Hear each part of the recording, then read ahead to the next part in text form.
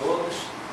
Para mim é uma alegria muito grande poder estar aqui pela primeira vez no Grupo União de Fé, para falar de algo que é importante para nós, para as nossas vidas. Nós escolhemos nesse momento refletirmos sobre a doutrina dos Espíritos. Nos idos de 1793, 1794, Pestalozzi, um homem muito intuitivo, escreveu uma carta para um amigo, Nicolaus, ministro da Educação da Prússia. E num determinado trecho da carta dizia o seguinte: eu entrevejo a verdade, mas eu não consigo alcançar ela inteira. Eu me sinto como uma voz, clamando no deserto, anunciando a vinda de alguém que vem após mim. Ou seja, Pestalozzi, um homem muito intuitivo, provavelmente estava percebendo a vinda de alguém que faria um trabalho muito importante. Pestalozzi, de fato, foi um grande pedagogo da humanidade, o pedagogo do amor, herdou um cabedal cultural de Rousseau, um educador importante, autor da obra O Emílio e tantas outras, e também herdeiro da tradição que, se nós analisarmos com cuidado, guarda relação não só com a Grécia Antiga, com aquilo que ela tem de melhor, mas chegando até o educador tcheco John Amos Comenius, o primeiro a escrever um livro didático no mundo bilíngue, ilustrado, ou seja, também um outro grande educador da humanidade. E Pestalozzi, herdeiro de toda essa tradição, conseguiu, na sua experiência mais madura em Verdun, na Suíça, fazer um trabalho extraordinário num castelo que na Idade Média, por exemplo, matava pessoas. Ele transformou num lugar de alegria, de aprendizado, que é o que é mais importante na educação. Não é? Na verdade, nós falamos sobre o que não é importante na educação e o que é mais importante na educação nós quase não falamos, que é o processo de ensino-aprendizagem. É esse o centro que deveria nortear as nossas percepções e discussões pedagógicas. Então, o que acontece? O menino Rivaio vai estudar com Pestalozzi, levado pela mãe, Madame Rivaio, com 11 anos de idade. E aí ele herda também toda essa tradição. E ele vai usar esse arcabouço cultural que ele aprendeu com Pestalozzi em Verdun, quando travar contato com as chamadas mesas girantes, na época, uma aparente brincadeira dos salões europeus. Então é sobre isso também que vamos falar hoje, como que o Espiritismo foi constituído. O nosso tema principal é o que é o Espiritismo. Obviamente que esse tema não se esgota numa palestra, mas gostaríamos apenas de suscitar e despertar o interesse, partindo, como fazia Pestalozzi, do simples para o complexo, usando a metodologia pestalozziana para falarmos de coisas que são conhecidas por muitos aqui, mas que acreditamos que são coisas que precisam ser revisadas, e para aqueles que estão iniciando na doutrina espírita, nós conhecermos como que foi o processo de construção do conhecimento espírita. É esse o nosso objetivo hoje. Então vamos lá. O que é o Espiritismo? Nós começamos com uma frase do Júlio Abreu Filho. Não é o médium Julinho, também conhecido de décadas atrás. É o Júlio Abreu Filho. Os dois importantes, os dois esquecidos. Júlio Abreu Filho é ninguém menos do que aquele que traduziu a Revista Espírita pela primeira vez para o português, através da editora Edicel. Então a importância dele é muito grande como pensador espírita e como trato toda a Revista Espírita, que é o verdadeiro laboratório de pesquisas realizadas por Allan Kardec. Não há como compreender o Espiritismo sem estudar os 12 volumes da Revista Espírita, algo recomendado por Allan Kardec em O Livro dos Médiuns. Então, o Júlio tem uma percepção interessante, ele vai dizer o seguinte, o único homem que teve a visão da importância moral e sociológica de fenomenologia espírita foi Allan Kardec. O que ele quer dizer? Que a partir daquela aparente brincadeira, onde muitas pessoas conhecidas na época se divertiam, alguém, com uma formação pedagógica, o título de médico de Allan Kardec ninguém nunca achou, Nenhum pesquisador sério achou esse título. Ao que tudo indica, Allan Kardec não fez medicina, é um erro, às vezes reproduzido na própria arte, em peças de teatro, etc. Kardec não era médico, era educador, era pedagogo.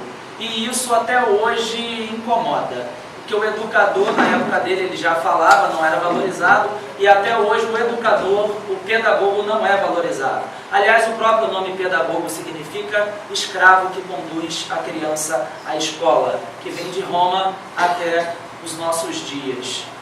Então, Allan Kardec era um educador, e o olhar dele era pedagógico. Consequência direta, é óbvio que a doutrina espírita, ela é, antes de tudo, uma proposta pedagógica. O espiritismo é uma proposta de educação e não uma proposta de salvação. Essa é a grande questão. E esse olhar pedagógico é a nossa hipótese de trabalho, por ser, na sua essência, um olhar equilibrado, ele permite que nenhuma área do conhecimento seja esquecida. O que nós estamos querendo dizer é o seguinte: a doutrina espírita é no máximo múltiplice e no mínimo tríplice. No máximo múltiplice, porque ela toca em todos os ramos do saber. Todos. E no mínimo tríplice, mas ela não pode ser assentada em apenas um aspecto. Senão nós vamos, mesmo que inconscientemente, distorcer a doutrina espírita. Então, continuando.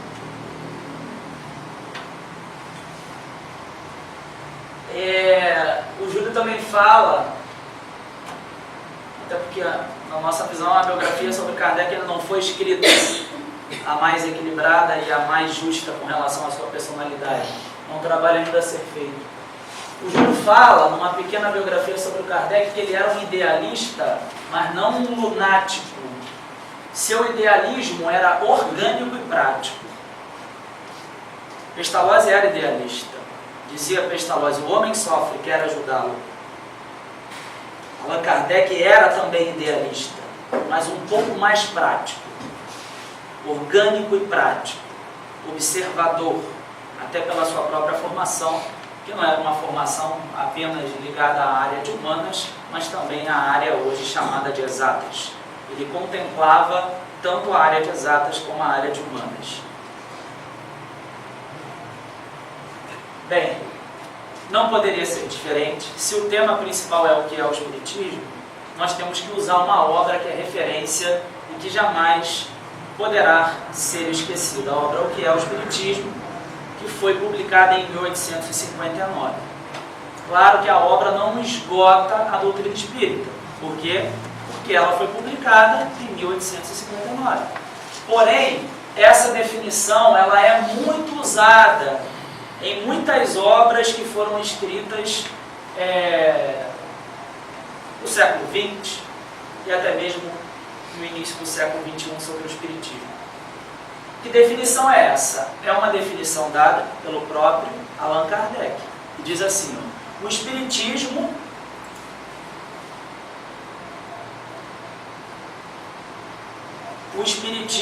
é ao mesmo tempo ciência experimental e doutrina filosófica.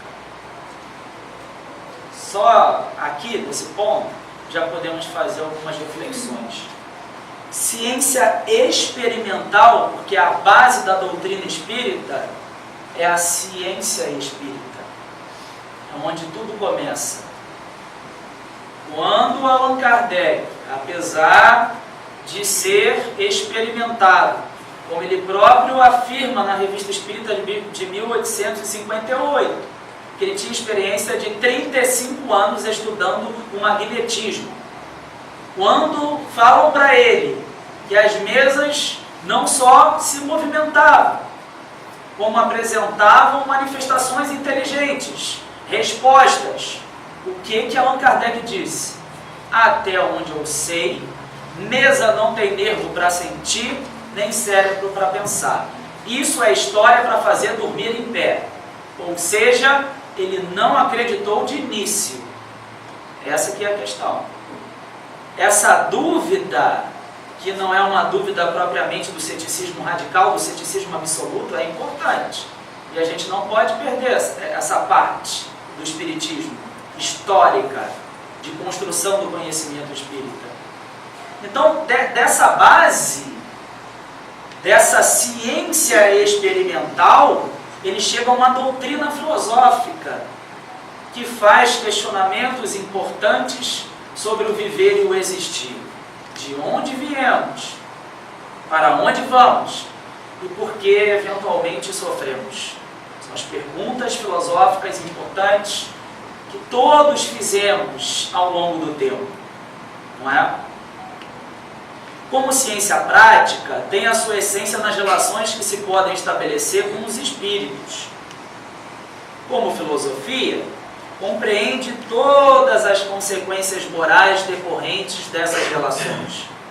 Pode ser definido assim, e isso em 1859. O Espiritismo é uma ciência que trata da natureza, origem e destino dos espíritos, bem como de suas relações com o mundo corporal. Nessas relações com o mundo corporal que a doutrina espírita se configura numa doutrina do conhecimento completamente conectada com a sociedade, com o ser em sociedade, vivendo em sociedade, com a vida social. E a maior revolução que o Espiritismo propõe é a revolução ética, da mudança de comportamento.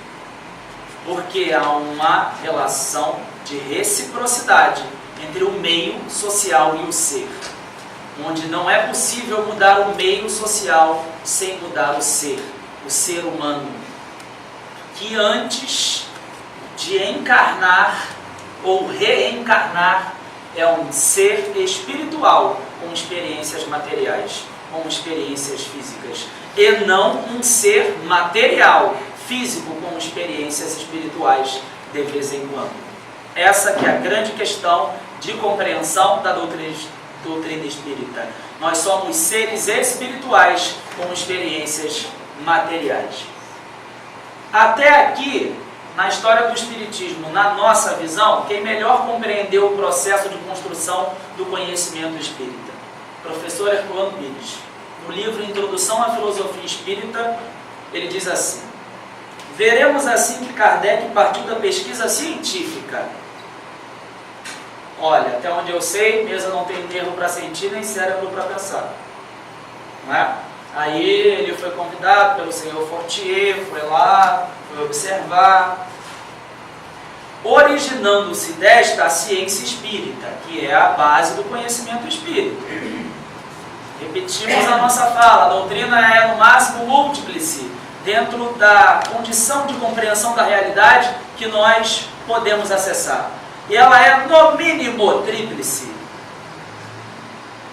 Então nós não podemos descuidar da base do Espiritismo, porque se retirarmos a base, vai faltar alguma coisa.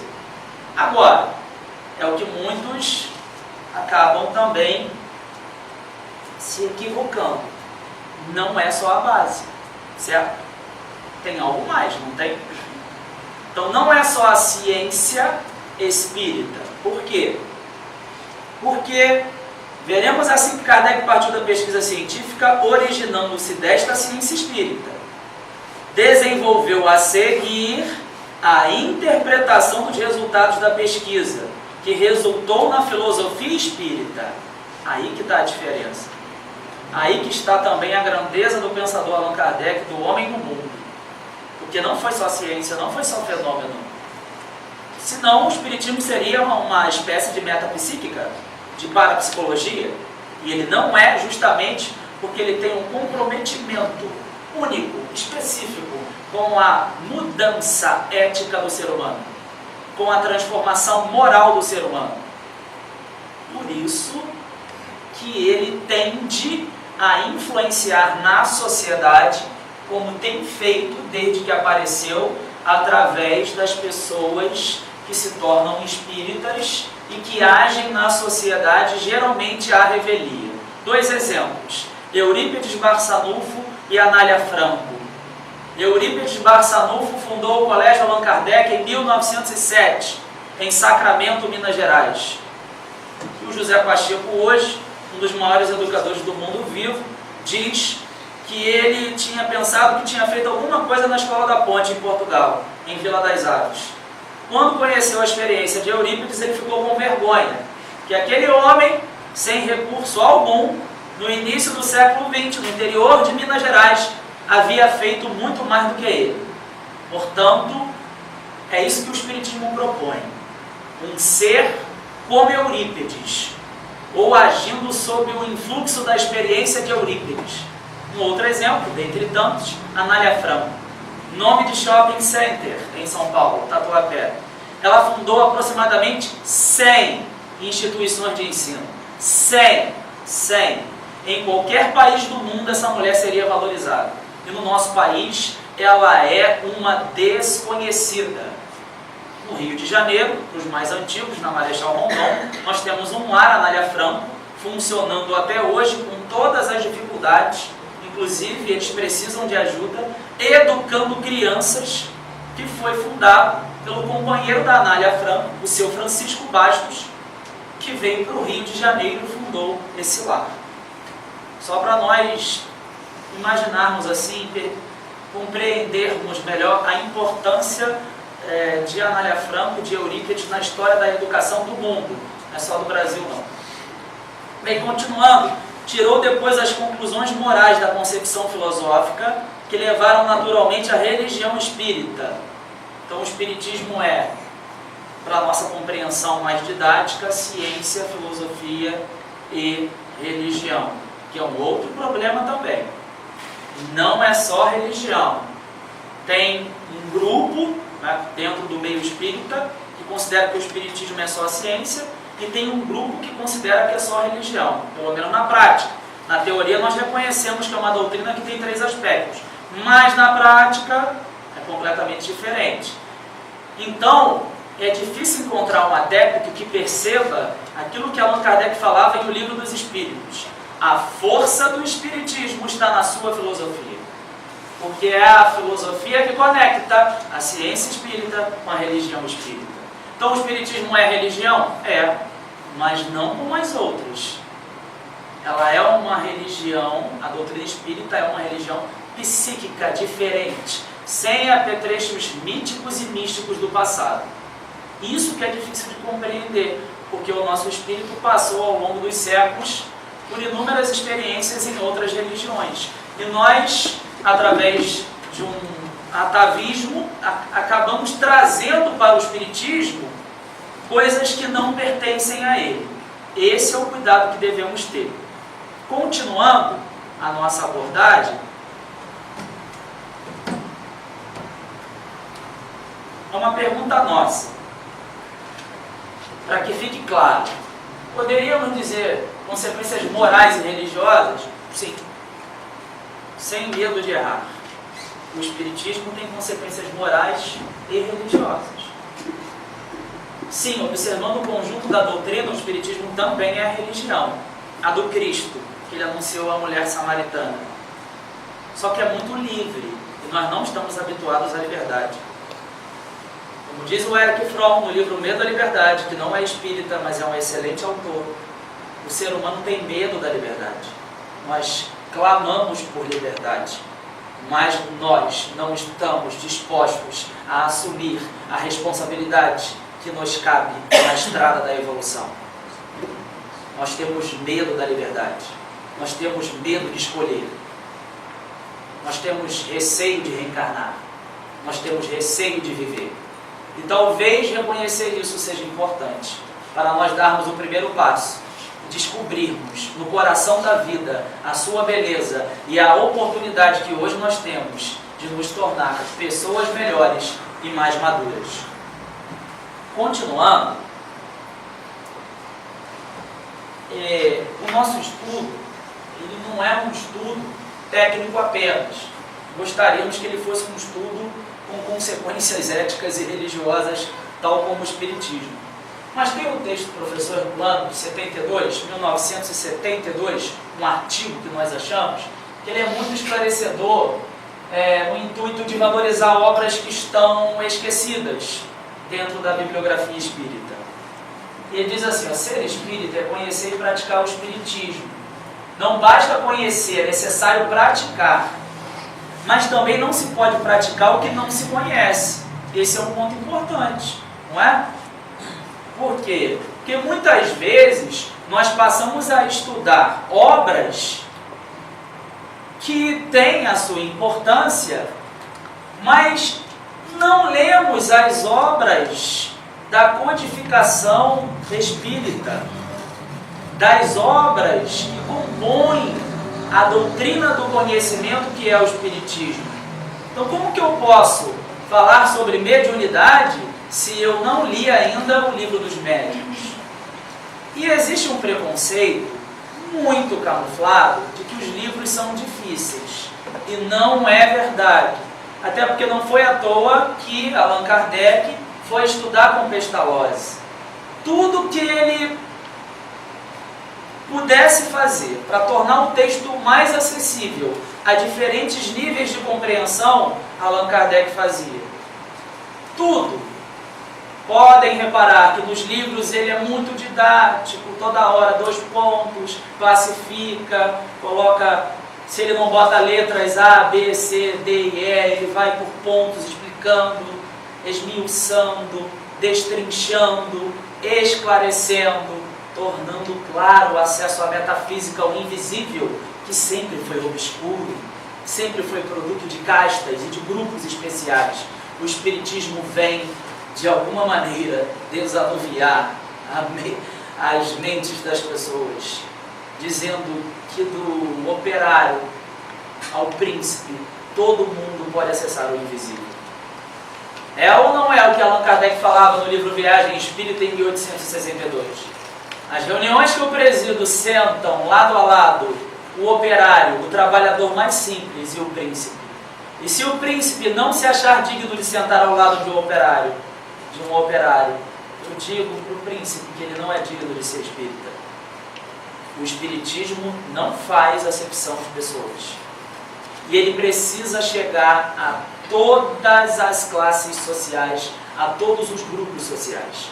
Era assim na época de Allan Kardec, não há motivo algum para que ele seja diferente hoje. Então, continuando a nossa análise aqui, dessa maneira o conhecimento da doutrina é exigência fundamental para que alguém possa se dizer espírita, né? O estudo do espiritismo é feito nas obras de Allan Kardec. O interessado deve adquirir o livro Iniciação Espírita. Esse aqui, o Principiante Espírita, também pode ser considerado um livro de iniciação, que as pessoas às vezes acham assim, eu não preciso ler esse livro, porque eu já sei espiritismo, eu tenho um conhecimento profundo. Quantos dirigentes, quantos expositores, quantos escritores deveriam ler esse livro e reler mais de uma vez? Porque apesar de ser muito simples, ele é profundo.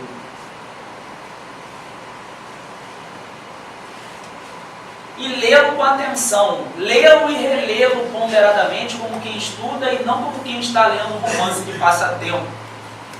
Porque o romance é um tipo de escrita e também tem a sua importância, mas às vezes no romance nós vamos lendo e entramos na história e não observamos muito bem as técnicas que estão sendo empregadas pelo autor. Nós nos identificamos mais com os personagens. E por isso que tem que ter um pouco de cuidado. Devemos ler os romances, mas claro, acompanhando cada personagem e cada técnica utilizada pelos autores. Depois dessa leitura minuciosa e atenta, o aprendiz deve adquirir o livro dos Espíritos, uma obra muito importante. Ela é chamada de básica da doutrina espírita, mas ela não é básica porque ela não tem conteúdo. Ela é básica no sentido que ela apresenta a doutrina de uma maneira geral. Então, todos os pontos da doutrina são apresentados em O Livro dos Espíritos. Depois, esses pontos eles vão ser desenvolvidos nas outras obras. Mas será que nós damos a devida atenção ao Livro dos Espíritos? Essa aqui é a pergunta que gostaríamos de deixar para a reflexão. e fazer com ele a mesma coisa, lê-lo com o máximo de atenção. Lê com atenção. A introdução é extraordinária do Livro dos Espíritos. A conclusão, a mesma coisa.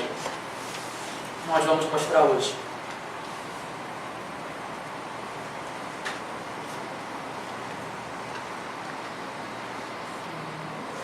A seguir,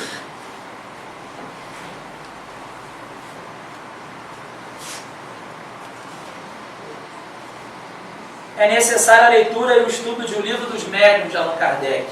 Este livro deve ser lido com acurada atenção e relido várias vezes, pois é o volume básico da ciência espírita, o volume que explica os fenômenos mediúnicos e o comportamento dos médiuns. Ao estudar este livro, o estudante deve procurar frequentar um bom centro espírita, bom no sentido de confiança, onde as pessoas tenham comprometimento, seriedade, ao mesmo tempo alegria, aquele misto de seriedade e alegria, porque as pessoas que trabalham no centro espírita sabem que nós devemos ser sempre alegres, mas estamos representando uma doutrina do conhecimento e não podemos esquecer isso. E segundo Oliver Lodge seria a revolução copernicana do conhecimento, essa doutrina que nós representamos.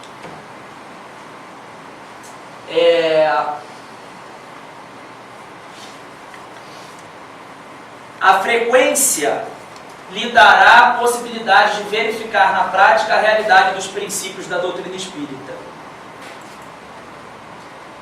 Daí por diante, o estudante estará suficientemente encaminhado. Se for cauteloso e atencioso, aprenderá logo tudo quanto lhe é necessário para tornar-se um verdadeiro espírita.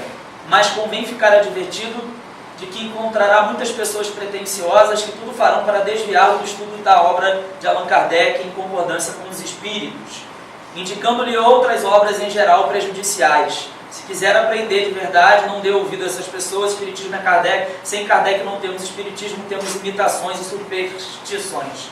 José Herculano Pires, 12 de agosto de 1972. Então não é que não possa ler outras obras, é para ler, mas depois de uma boa base lógica está bem sedimentada, não é? Então, quando eu tenho esse conhecimento, eu vou ler uma outra obra, é diferente de você inverter o caminho, não é?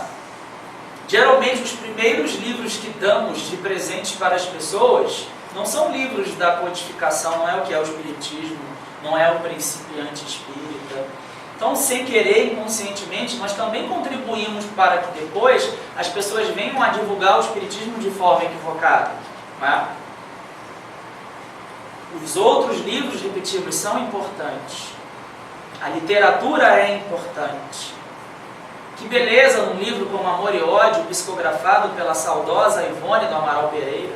Que história bonita, envolvendo o professor Rivai e 2 discípulos, não é? Então, a literatura faz parte, mas nós precisamos chegar a esses livros com um conteúdo já sedimentado do que é o Espiritismo. Essa aqui é a grande questão.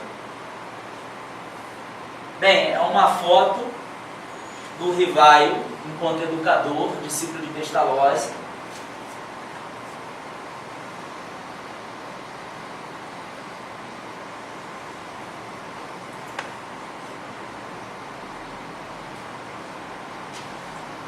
Formações básicas, Hipólito Elion Denizar Rivaio, nasceu em Lyon às 7 horas, no dia 3 de outubro de 1804, e fez a mais importante das viagens em 31 de março de 1869.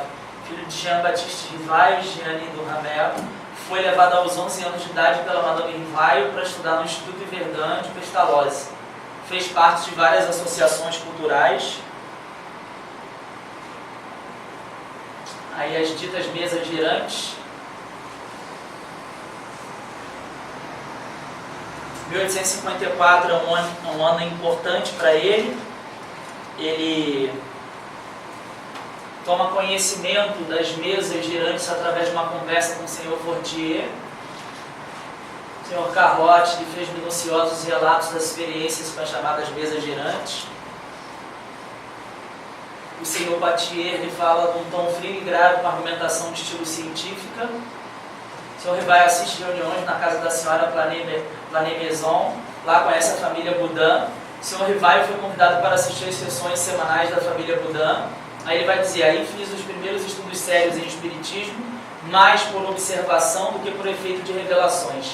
A essa nova ciência apliquei, como tinha feito até então, um método experimental, jamais formulei ideias preconcebidas. Quem conhece os textos dele como educador sabe que ele falava para os educandos, não acreditem nessas histórias de fogo-fato, de espíritos. Então realmente ele não tinha ideia preconcebida, com mais de 50 anos, maduro, num momento específico da França, onde a lei Falloux vai ser promulgada, e aí a educação volta a ser controlada pelas religiões tradicionais. Ele decide abandonar a sua cátedra para assumir a reitoria da Universidade do Espírito. Essa que é a questão. Após 30 anos atuando como educador, quando a lei Falloux for publicada, que devolve o controle da educação para as religiões tradicionais, ele vai se afastar da sua cátedra e vai assumir esse trabalho de tamanha importância para a humanidade, que faz com que hoje nós estejamos aqui reunidos, lembrando esses acontecimentos. Bem, e aí nós chegamos à parte que gostaríamos de mostrar que o Espiritismo tem um conteúdo que nos convida incessantemente à mudança de conduta, de comportamento, em todas as suas obras, até no livro dos Médiuns, até no livro A Gênese. Em todas as obras espíritas nós somos convidados a realizar a maior vitória que existe, já dizia Platão, que é a vitória sobre nós mesmos, sobre os nossos defeitos, sobre os nossos vícios. O Espiritismo, portanto, repousa menos no maravilhoso e no sobrenatural do que a própria religião. Os que o atacam nesse sentido não o conhecem, e mesmo que fossem os maiores sábios, nós lhe diríamos, se a vossa ciência, que vos ensinou tantas coisas, não vos revelou que o domínio da natureza é infinito, sois apenas meio sábios. O que nós percebemos aqui? Uma certa firmeza, uma certa consistência na argumentação.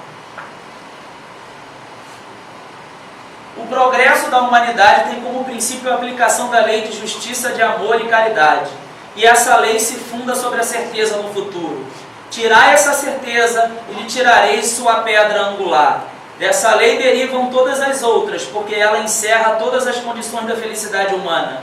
Somente ela pode curar as chagas da sociedade. Alguém, sendo espírita, tem dúvida da vida futura? Não é possível. O Espiritismo comprovou a imortalidade da alma. E depois sábios, eminentes, conhecidos na Europa inteira, vieram acabar com o Espiritismo. E a maior parte deles se convenceram da realidade dos fenômenos chamados espíritas. William Crookes, Ernesto Bozano, Alexander Aksakov, todos eles comprovaram a imortalidade da alma. Charles Richer, no seu Tratado de Metapsíquica, reconhece a grandeza da pesquisa de Allan Kardec, a sua seriedade.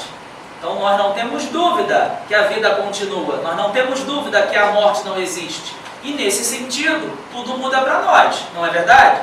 Se a vida futura é uma certeza e se a morte não existe, nós estamos de passagem, atravessando o rio da vida, na busca de nos autoconstruir e de influenciar naturalmente, positivamente, de forma positiva na melhoria das pessoas que convivem conosco, em todos os cenários de relação que a vida oferece.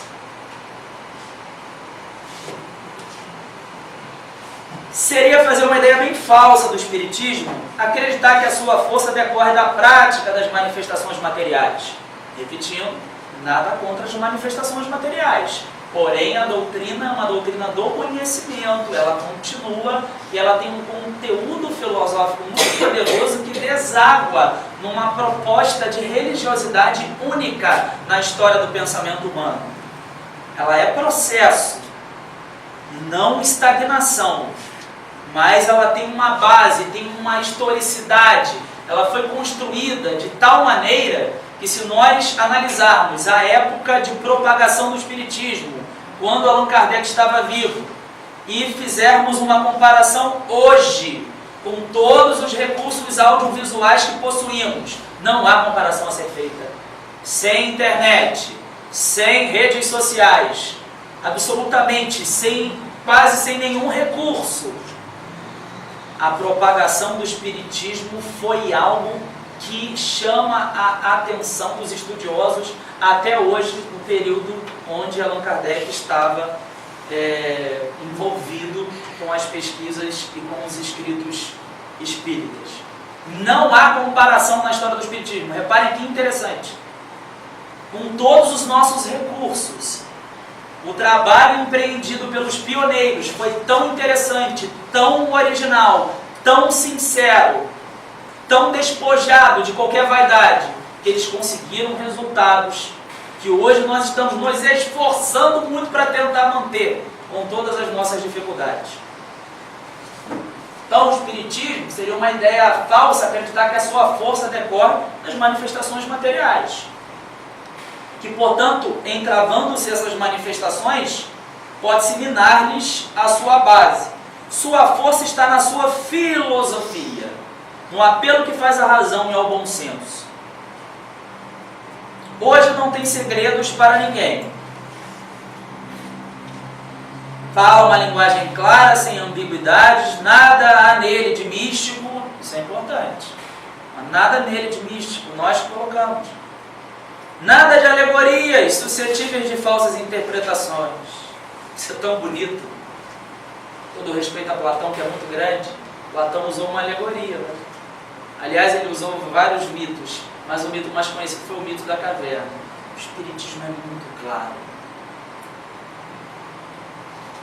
Linguagem direta. Tem muito a ver com o platonismo, com a diferença da clareza, que seria um diálogo de Platão às vezes, 50 vezes, e fica lendo de novo, O espiritismo é claro, é conciso, é simples como a água. Nós que complicamos a nossa vida.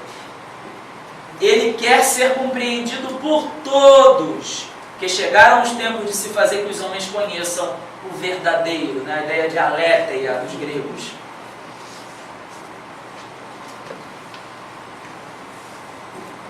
De outro lado, se as manifestações espíritas fossem um privilégio pessoal de um só homem, ninguém duvidaria que, pondo esse homem de lado, as manifestações acabariam. Desgraçadamente, para o adversário, elas estão ao alcance de todos e são utilizadas por todos, desde o menor ao maior, desde o palácio à choupana. Isso é muito bonito. Pode ser no palácio, pode ser na periferia. Os espíritos se manifestam e ajudam em qualquer lugar. Eles povoam o espaço.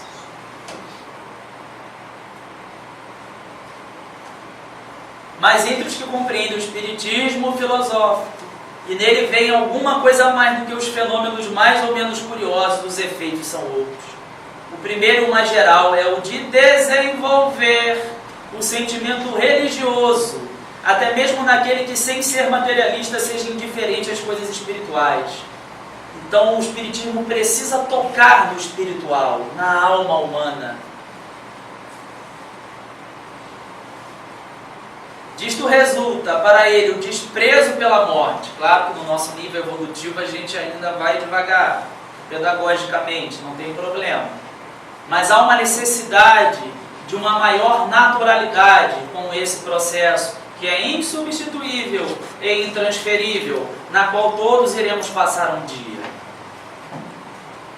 Não dizemos o desprezo pela morte longe disso, porque o espírita defenderá sua vida como qualquer outro, no sentido de instinto de conservação, mas uma indiferença, uma naturalidade, que lhe faz aceitar sem queixas nem pesar uma morte inevitável como uma coisa antes feliz do que sobrevirá.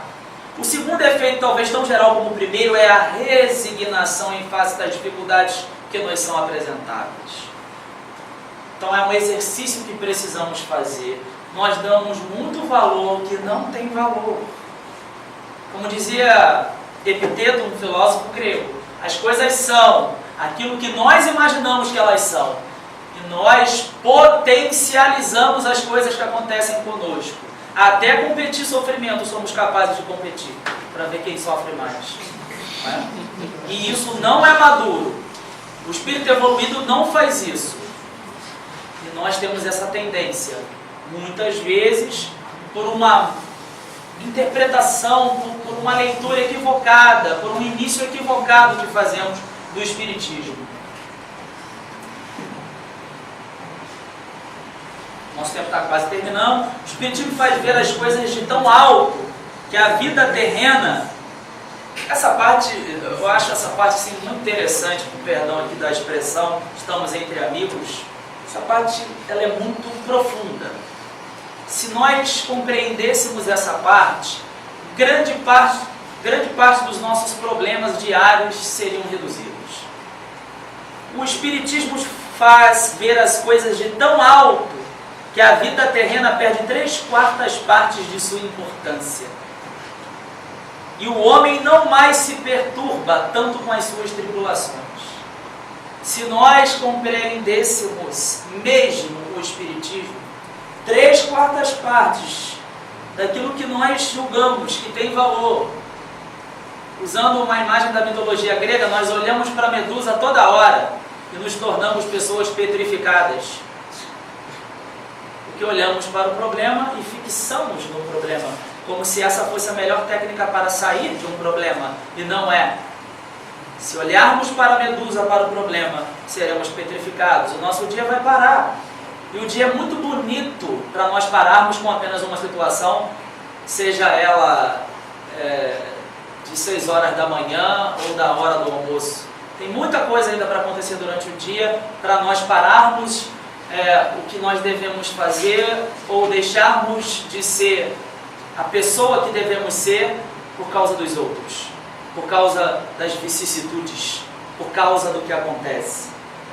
Daí mais coragem nas aflições, mais moderação nos desejos, e daí também o afastamento do desejo de abreviar a vida, porque a ciência espírita ensina que pelo suicídio se perde sempre o que se pretendia ganhar.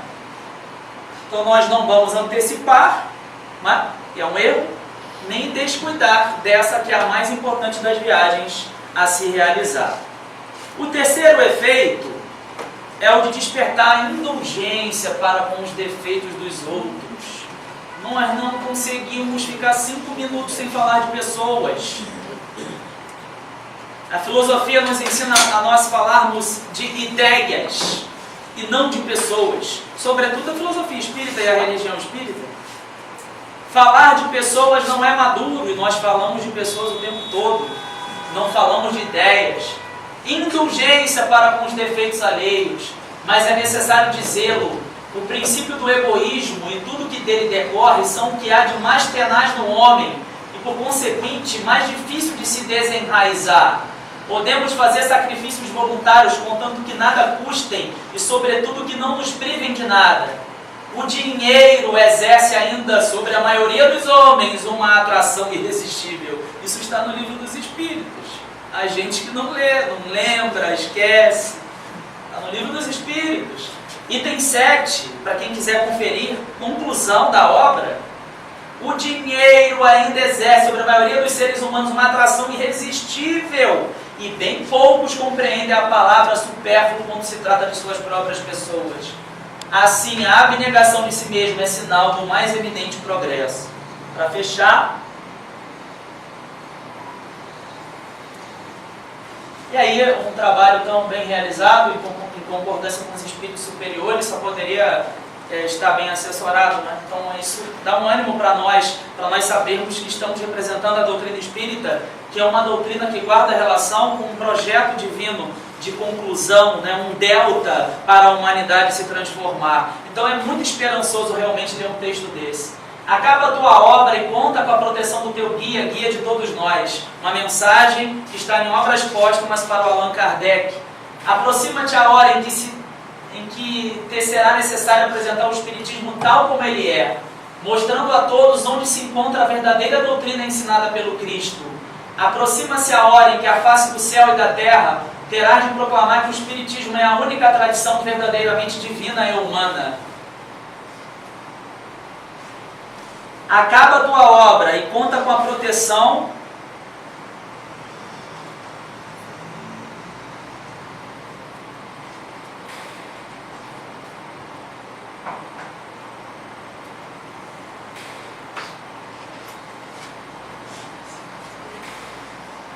Ao te escolherem, os espíritos conheciam a solidez das tuas convicções e sabiam que a tua fé, qual muro de aço, resistiria a todos os ataques.